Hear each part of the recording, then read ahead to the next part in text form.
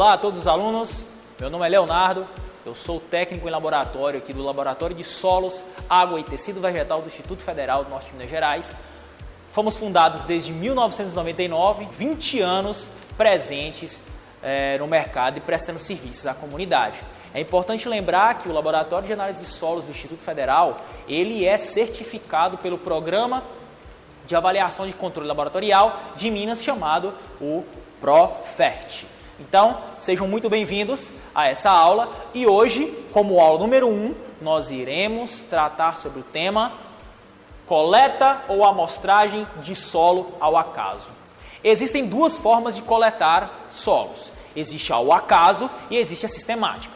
Ao acaso é a forma de coletar no qual o operador que vai fazer a coleta escolhe os pontos no qual ele vai fazer a coleta. Já no sistemático, há um planejamento, há uma pré-determinação dos pontos, da área no qual ele vai coletar. Normalmente, esse tipo de coleta é utilizada para coletas de solo georreferenciadas. Mas no nosso caso, não. Nosso caso será a amostragem de solo ao acaso. Nós iremos trabalhar com 3 pontos iniciais para fazer uma coleta de solo ou amostragem de solo ao acaso. O primeiro deles é aqui, a coleta ou amostragem de solo. O segundo, preparo e acondicionamento da amostra. Terceiro, identificação e envio ao laboratório. Antes de iniciarmos as orientações, eu gostaria de informar que, de acordo com o Manual de Análises Químicas e Físicas de Solo da Embrapa, no seu ano de 2009, segunda edição, aponta que 98% dos erros veio da etapa de amostragem. Então, vocês técnicos, cuidem muito bem desse processo, ok? Vamos lá. Início. Coleta ou amostragem de solo. Materiais necessários: balde plástico, trado ou cavadeira, faca de inox limpa e seca, saco plástico transparente de preferência, régua de no mínimo 20 centímetros. Durante a nossa prática vou mostrar por que nós utilizamos de 20 centímetros no mínimo, pincel permanente para escrita no saco plástico, fita adesiva ou barbante. Como primeira etapa, pessoal, o técnico precisa, antes de mais nada, escolher a área no qual ele vai fazer a coleta de solos. A escolha da área que ele deve promover a coleta deve levar em consideração a homogeneidade do ambiente, ou seja, verificar a topografia e a vegetação do local onde ele vai fazer a coleta de solos.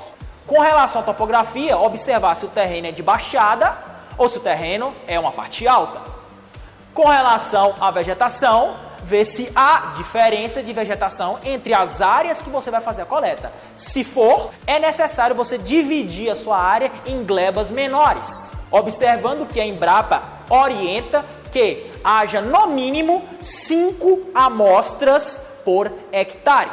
Não se esqueça disso, técnico. 5 amostras no mínimo por área coletada por hectare. Como será o procedimento de amostragem?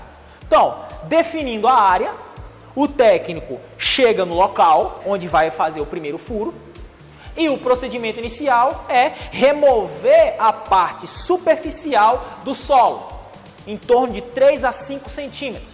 A remoção dessa parte superficial do solo vai permitir que você retire o excesso de matéria orgânica, como também se houver rochas ou pedregulhos presentes naquele local, que são fatores que podem interferir na análise laboratorial. Após a remoção dessa camada superficial de solo, o técnico vai promover a perfuração. Vamos para a segunda etapa.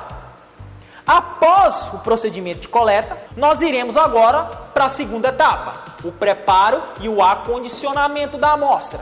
Preparar e acondicionar a amostra nada mais é do que, após a coleta, no balde ainda, o técnico promove a mistura e a formação com essa mistura de uma amostra denominada agora composta, certo? A amostra composta Ela é formada por todas as amostras simples que você ou o técnico coletou durante o percurso na área. Então, misturou-se o solo no balde, nós obtemos ali uma amostra composta. Após a formação da amostra composta, nós vamos transferir o solo do balde para o nosso saco plástico. Após a nossa transferência e o armazenamento do solo no saco, nós vamos para a terceira etapa, que é a identificação e o envio ao laboratório. Identificar, para título de informação, segue informar na parte externa do recipiente as informações cruciais para que o laboratório saiba, identifique a sua amostra. Quais os pontos mais importantes que se deve estar presente na parte externa na forma de identificar as amostras de solo? 1. O nome do proprietário, o nome da propriedade, o local de coleta e a profundidade da amostra. São os dados mínimos necessários para que sua amostra seja identificada e, possivelmente, que o laudo saia completo. Atente-se muito bem, técnico, que todas essas informações são fundamentais. Pode haver outras informações, como cultura implantada, cultura a ser implantada, ou uma observação de característica anômala no solo na hora da amostragem? Sim, fica a critério do técnico. Porém, estas 4 devem, por obrigação, estar presentes na identificação da amostra. Finalizando o processo de identificação, vamos para a última etapa, que é a vedação do recipiente, a vedação do saco plástico e ao envio ao laboratório. Então, após identificar a amostra, o técnico faz a vedação, ou com o barbante, ou com a fita, ou se preferir com um grampeador, e envia para o laboratório do Instituto Federal do Norte de Minas, campus Januária, que hoje completa seus 20 anos de casa. Para melhor compreensão, pessoal, segue o nosso vídeo instrutivo. Bom aprendizagem e conte com a gente. Um abraço. Coleta de solos para análise laboratorial. Devemos escolher a área a ser amostrada, observando se a mesma apresenta em toda a sua extensão o mesmo tipo de solo, cor, textura, vegetação, cultura, caso for cultivada, e além da topografia, ou seja, em terrenos altos e em terrenos de baixada, há necessidade de separar as glebas. Logo, se for identificada características diferentes na área, nós vamos dividir essa área em glebas menores com as características mais semelhantes possíveis. Segundo ponto, iniciar a amostragem removendo a parte superficial do solo com auxílio de um enxadão ou enxada, numa altura em média de 3 a 5 centímetros. Qual a finalidade disso? Remover o excesso de matéria orgânica ou rocha, tá? Para que não interfira no resultado da nossa análise. É importante saber que locais próximos a formigueiros, cupinzeiros, currais, pocilgas, coxos de sal, galinheiros e locais onde se descarta lixo ou adubo devem ser evitados, porque nesses locais existe uma probabilidade muito grande de acúmulo de nutrientes e onde vai acarretar o erro na análise de solo, no resultado da análise de solo. Caso não possua o trado, eu indico o uso da cavadeira. Caso não possua cavadeira, indico a utilização do enxadão, né? Com esse instrumento, você perfura o solo numa profundidade de 20 a 40 centímetros. Quem determina isso será a cultura que você pretende implementar. Dependendo da profundidade do sistema radicular da cultura, você vai prever se seus furos terão de 20 centímetros ou 40 centímetros. Para saber a profundidade do furo, você utilize uma régua, tá? Para ir monitorando a profundidade, ou você utiliza uma marcação na sua ferramenta, principalmente no enxadão, Tá? Você marca o enxadão na altura de 40 centímetros e perfura o solo até atingir a marca. Ali você vai ter certeza que você atingiu a profundidade de 40 centímetros como exemplo. Quarto, após a profundidade atingida, né, com auxílio da faca inox, certo? Caso você não esteja utilizando o trado, raspar a lateral do interior do buraco, tá? Do furo, e remover dessa raspagem em torno de 200 a 300 gramas de solo aproximadamente, o que equivale mais ou menos a 2 palmas, né, 2 mãos cheias de solo, e transferir esse solo para o balde plástico.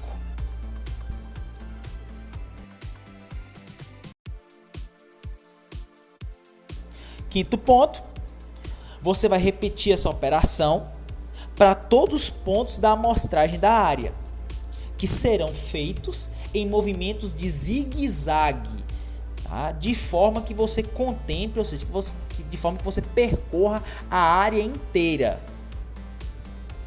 É importante nós fazermos a observação que no manual de análises químicas, tá, e físicas de solo da Embrapa 2009, ele recomenda que no mínimo 5 furos ou 5 amostras devem ser feitas por hectare.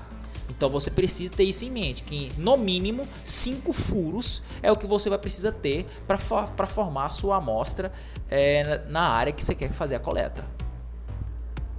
Sexto, coletado todos os pontos, misturar todo o solo coletado no balde e daquela mistura remover de 300 a 500 gramas para assim nós termos a nossa amostra composta. É essa amostra que será enviada ao laboratório. O acondicionamento. Acondicionar é colocar dentro, é armazenar.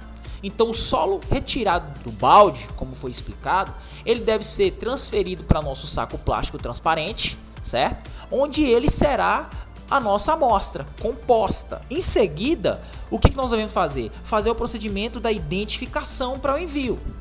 A identificação consiste em nós escrevermos no saco plástico ou colocarmos uma etiqueta devidamente identificada. As informações que devem conter na nossa amostra são: primeiro, nome do produtor; segundo, nome da propriedade; terceiro, local da coleta, ou seja, o nome da área do local que você fez a coleta, e a profundidade coletada. Após identificar a nossa amostra, a gente vai promover a vedação da amostra, que pode ser: posso utilizar um grampeador, se eu tiver essa facilidade; posso usar a fita plástica para eu vedar a amostra após identificada; ou eu posso usar, caso eu não tenha nem fita plástica nem o grampo, eu posso usar um barbante para fazer a amarra da boca do saco plástico para poder enviar no laboratório. O objetivo é que não haja furos nem vazamento de solo do saco plástico. Basicamente, esse seria o procedimento simples para fazer uma amostragem e envio ao laboratório.